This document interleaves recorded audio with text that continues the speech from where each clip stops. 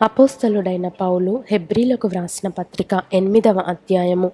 మేము వివరించుచున్న సంగతులలోని సారాంశమేదనగా, మనకు అట్టి ప్రధాన యాజకుడు ఒకడున్నాడు. ఆయన పరిశుద్ధాలయమునకు అనగా మనుష్యుడు కాక ప్రభువే స్థాపించిన నిజమైన గుడారమునకు పరిచారకుడైయుండి, పరలోకమందు మహామహుని సింహాసనమునకు కుడిపార్శ్వమున ఆసీనుడాయెను. ప్రతి ప్రధాన యాజకుడు అర్పణలను బలులను అర్పించుటకు నియమింపబడును. అందుచేత అర్పించుటకు ఈయనకు ఏమైనా ఉండుట అవశ్యము.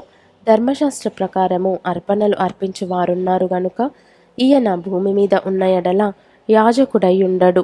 మోషే గుడారము అమర్చబోయినప్పుడు కొండ మీద నీకు చూపబడిన మాదిరి చొప్పున సమస్తమును చేయుటకు జాగ్రత్త పడుము అని దేవుని చేత హెచ్చరింపబడిన ప్రకారము ఈ యాజకులు పరలోక సంబంధమగు వస్తువుల ఛాయారూపకమైన గుడారమునందు సేవ చేయుదురు.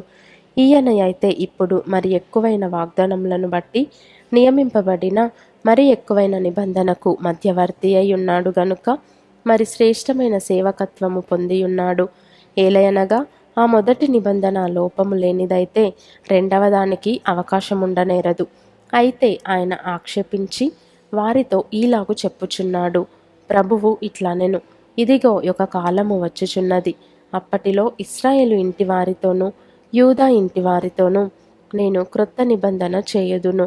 అది నేను ఐగుప్తు దేశంలో నుండి వీరి పితరులను వెలుపలికి రప్పించుటకై వారిని చెయ్యి పట్టుకొనిన దినమున వారితో నేను చేసిన నిబంధన వంటిది కాదు. ఏమనగా వారు నా నిబంధనలో నిలువలేదు గనుక నేను వారిని అలక్ష్యము చేసి తినని ప్రభువు చెప్పుచున్నాడు. ఆ దినములైన తర్వాత ఇశ్రాయేలు ఇంటి వారితో నేను చేయబోవు నిబంధన ఏదనగా, వారి మనస్సులో నా ధర్మవిధులను ఉంచెదను, వారి హృదయముల మీద వాటిని వ్రాయుదును. నేను వారికి దేవుడునై ఉందును, వారు నాకు ప్రజలయుందురు. వారిలో ఎవడును ప్రభువును తెలుసుకొనుడని తన పట్టణస్థునికైనను తన సహోదరునికైనను ఉపదేశము చేయడు. వారిలో చిన్నలు మొదలుకొని పెద్దల వరకు అందరూ నన్ను తెలుసుకొందురు.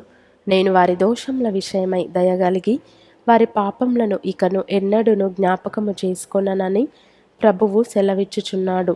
ఆయన క్రొత్త నిబంధన అని చెప్పుట చేత మొదటిది పాతదిగా చేసి ఉన్నాడు. ఏది పాతగిలి ఉడికిపోవునో అది అదృశ్యమగుటకు సిద్ధముగా ఉన్నది.